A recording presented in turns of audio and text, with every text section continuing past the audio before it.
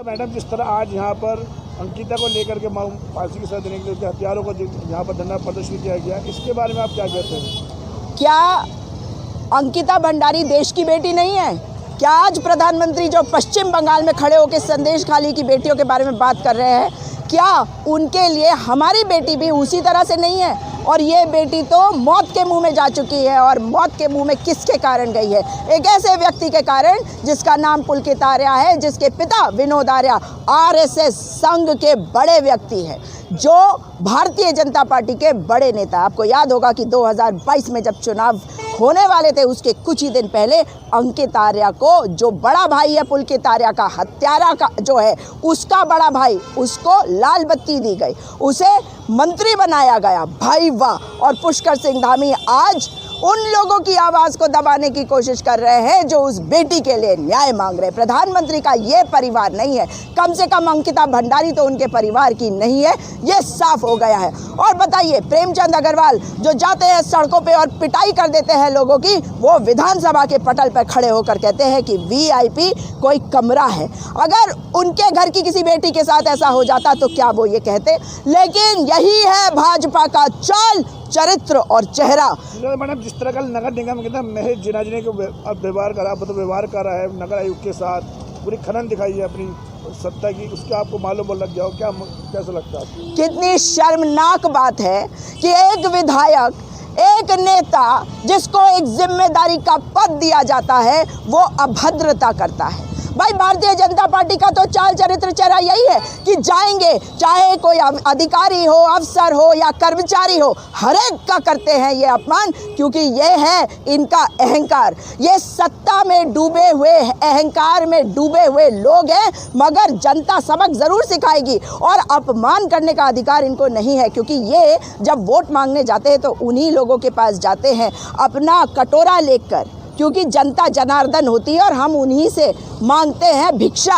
मगर ये सोचते हैं कि जनता इनके दम पर है, ये भूल जाते हैं कि जनता जनार्दन है और सबक सिखाएगी इस अपमान का। ज़्यादा मैडम, इस तरह एक पत्रकार को सच्चाई दिखाने पे, जो मुकदमे, झूठे मुकदमे पे, जो भी इनका कहना है कि SC/ST मुकदमे लगे हैं, आशुतोष जी को अंदर किया है, कल उठाया है, बिल्कुल ऐसे नहीं जो बहुत बड़े अपराधी हों वो, इसके बारे में आप क्या कहेंगे? इसके बारे में एक बड़ी अनहोनी बात बताती हूँ आपको। आप देखेंगे कि जब हमारे डीजीपी, वो भी कार्यवाहक डीजीपी, वो भी उत्तर प्रदेश के कैडर वाले डीजीपी जब बनते हैं डीजीपी, तो उसके बाद क्या होता है? उसके बाद हल्द्वानी में दंगे होते हैं, और फिर आपने देखा होगा कि दीपक कारगेती के ऊपर SC/ST एक्ट भी लगता है। क्यों? क्योंकि वो सरकार का विरोध करता है ना। और मैं आशुतोष नेगी जी के बारे में बाद में बात करूंगी। एक और केस बताती हूँ। आपको याद है विश्वनाथ प्रताप सिंह जी जो प्रधानमंत्री थे, उनकी पोती के मैटर में जो एक घरेलू मामला था, उसमें भी उनके ऊपर SC/ST एक्ट का मुकदमा किया जाता है। तो ये कोई ऐसा नहीं है कि हुआ है, ये किया गया है, सोच समझकर करवाया गया है। और अब आशुतोष नेगी के ऊपर जो SC/ST एक्ट का मुकदमा हुआ है, भाई उसमें तो तमाम मैंने ऐसे डॉक्यूमेंटेशन देखे हैं जहां पर इस वक्त सरकार को उन्हें उठाने की ज़रूरत नहीं थी। सरकार जो है वो ये भी नहीं पता लगा सकती कि डीजीपी महोदय क्या कर रहे हैं। अगर किसी को उठा के ले गई है पुलिस, तो आप लोगों को क्यों नहीं बता रहे? और हम सब ने देखे, सारे पत्रकार वहाँ मौजूद थे, उनके साथी मौजूद थे, वो दिखाई नहीं थे कि गिरफ्तार हुए, वो तो बताना ही चाहते थे कि अगवा हुए। मगर आखिर में क्योंकि जनता आवाज़ उठा रही थी, इस वजह से उनको इन्हें कोर्ट के समक्ष प्रस्तुत करना पड़ा। वहाँ से भी पुलिस कस्टडी में नहीं गए ना, वो गए जुडिशियल कस्टडी पे। इसका मतलब है सोची समझी रणनीति के तहत ये किया जा रहा है, क्योंकि आशुतोष नेगी वो व्यक्ति है जिसने न केवल अंकिता भंडारी मैटर का खुलासा किया था उस समय जिस दिन वो लड़की गायब हुई थी, और उसके माता पिता के साथ वे खड़े थे, उसके पिता के साथ वे दिखाई दिए थे थाने में। और आपको याद होगा एक और मैटर आया था जहाँ पे एक अफसर भागा फिर रहा था, और उन्होंने सुबह सुबह साइन करके अपनी रिटायरमेंट की सारे पर्क्स लेने का एक पूरा प्रोसीजर फॉलो कर लिया था। मगर उसके बाद क्या हुआ? क्योंकि आशुतोष नेगी वहाँ खड़े थे, ये पूरा नहीं हो पाया।